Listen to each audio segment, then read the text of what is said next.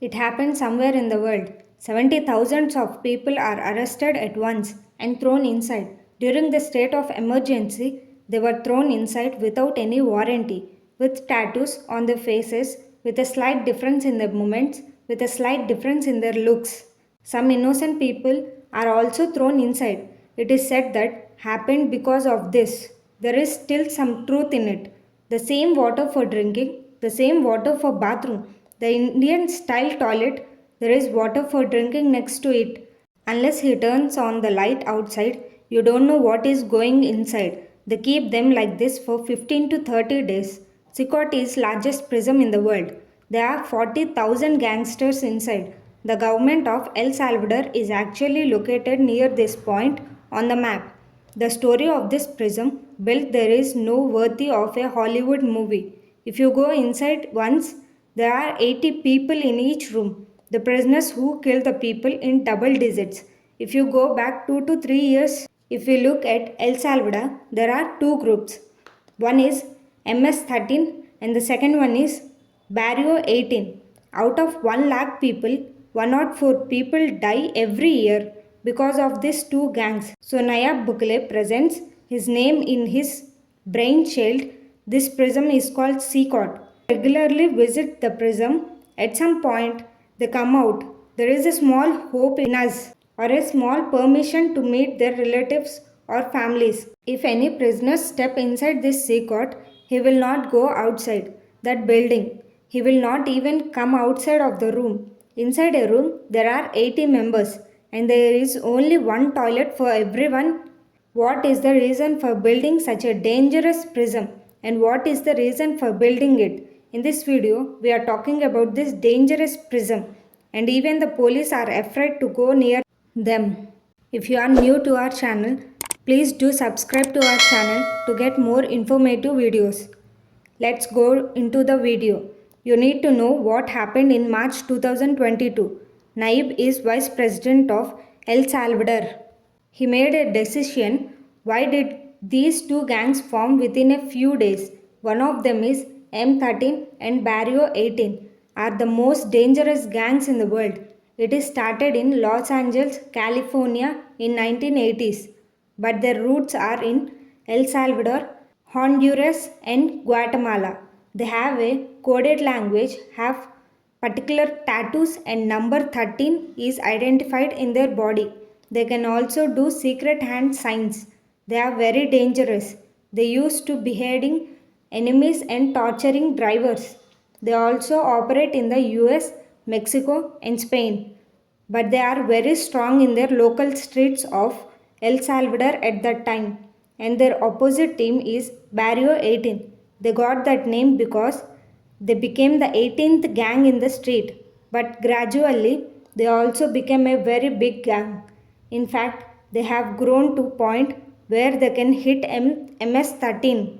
They have a tattoo of 666 on their foreheads. They feel that they are working for the devils.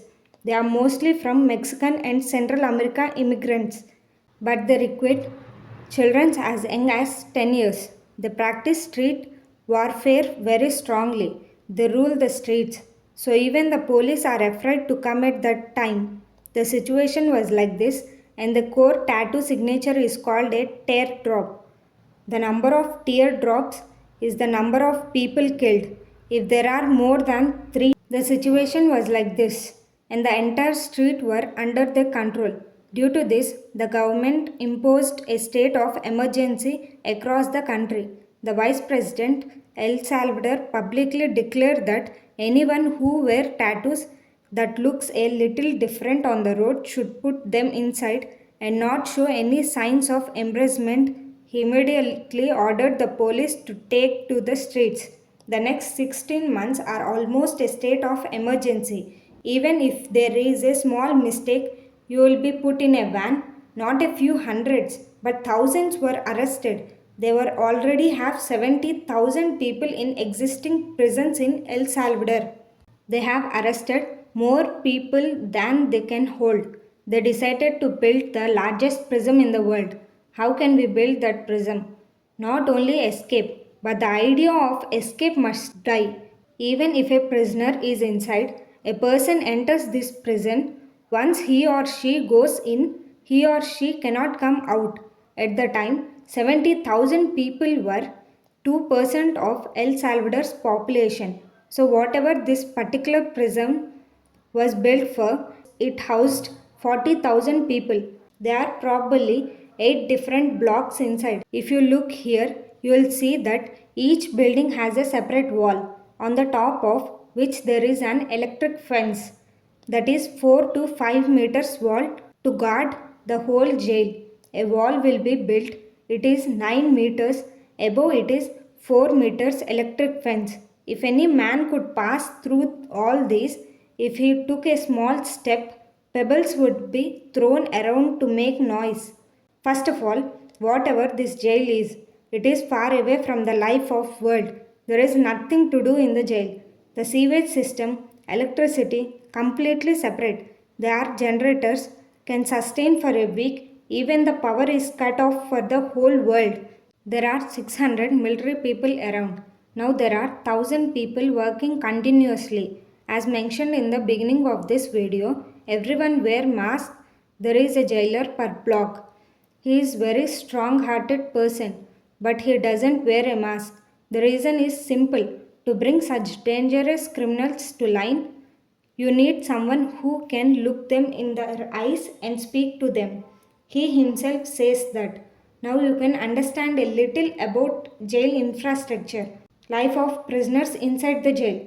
Just imagine that a person goes inside, they put him inside with 80 people. I said that there will be 8 buildings. There will be some rooms on the left side and some rooms on the right side. Each room will accommodate 80 people. There will be a toilet per room. They are like bunkers to sleep in. They do not provide mattress, pillows and blankets. They only provide a small white cloth with a bare minimum, and they wear a simple white t-shirt, short, sandals, nothing more. Food, nutrition, whatever they eat for breakfast, lunch, dinner is the same juice. It changes every single day. The juice is also completely sugared. They are not allowed to leave the room even once a day or once a week. They are taken out for an hour, do basic mobility exercises. That's why they get their joints squeezed up. They know that they will not go out. Even the police know that they won't go out from the that prison. They are almost in a robotic system.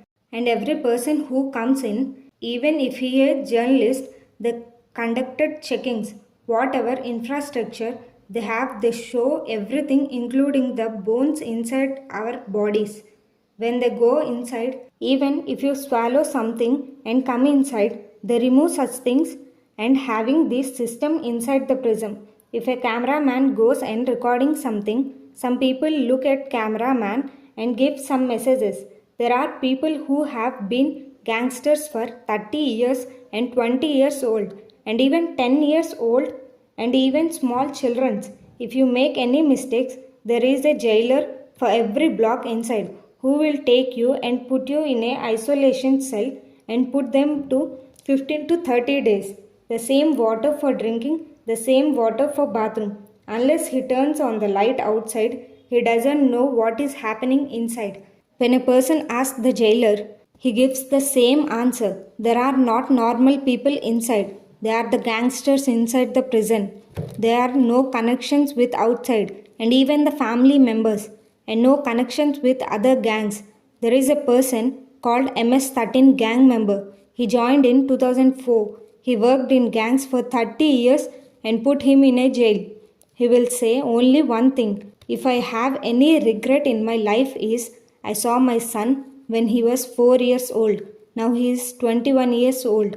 I have not seen him. There is my only regret. If I see my son, I'll say one thing. Please don't become like me. Almost every person inside has caused the death of hundreds and thousands of innocent people. Anyways, this is about CCOT, world largest prison in El Salvador. What is your opinion on this prison? Write your opinions in comments.